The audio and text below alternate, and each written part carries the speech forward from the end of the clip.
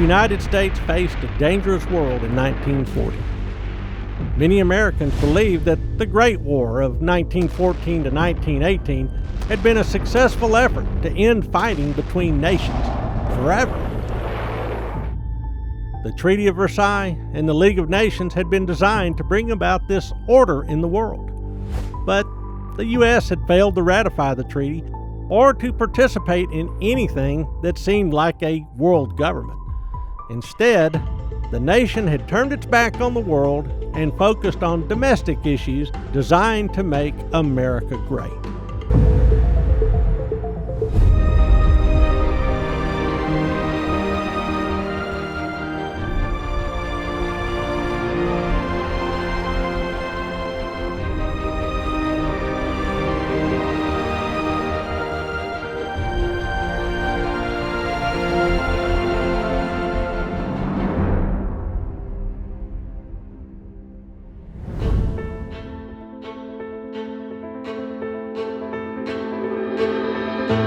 Oil had also changed the world. War machines shifted to this new fuel to power their armies. The United States had so much oil that production in Texas had actually crashed the price of crude as thousands of new wells came in. If war did return to the world again, American soldiers would ride to battle in trucks. Its tanks would never run out of gas. Its ships would never drain their fuel bunkers, and its aircraft could darken the sky. Other nations, including Germany and Russia, still relied on horse-drawn transportation to move their troops. Given these great advantages, few Americans believed they needed to worry about the troubles in Europe or Asia. Texas's huge oil reserves fed this confidence. H.L. Hunt proved the oil fields around Kilgore might be the biggest on Earth. More than 2,000 wells were pumping around and in that town by 1932.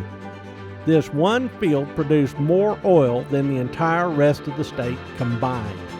When the new production glutted the market, officials at the Texas Railroad Commission applied new regulations to curb production and stabilize the price. Kilgore was not alone. Discovery wells around Midland and Odessa proved that the Permian Basin also held a vast amount of oil. In this new age, oil was perhaps the most important weapon on Earth. Well, after conquering Poland, the Germans turned west, and the war went badly for American allies. German troops overran Denmark, Norway, Belgium, and the Netherlands. But the greatest shock came from the fall of France in June 1940. A German air campaign over the United Kingdom, dubbed the Battle of Britain, raged from July through October 1940, but failed to break British resolve. Americans grew wary that circumstances overseas might soon engulf them as well.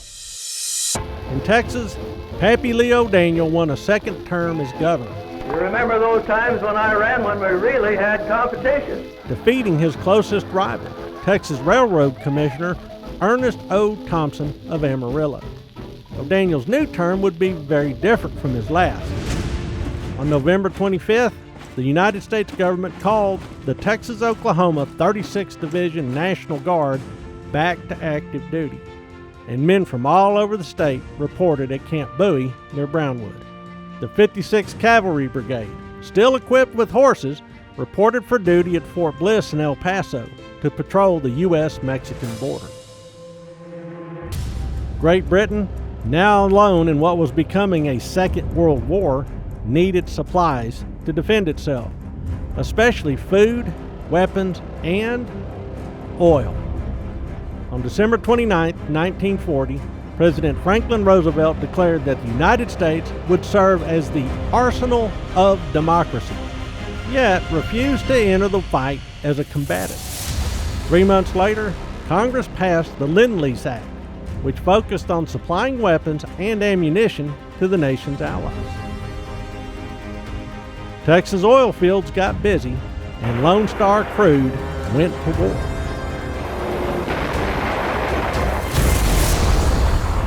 In April 1941, Texas Senator Morris Shepherd suddenly died while in office, Governor O'Daniel appointed 86-year-old Andrew Jackson Houston of LaPorte, Sam Houston's youngest son, to fill the post, making him the oldest man in the Senate.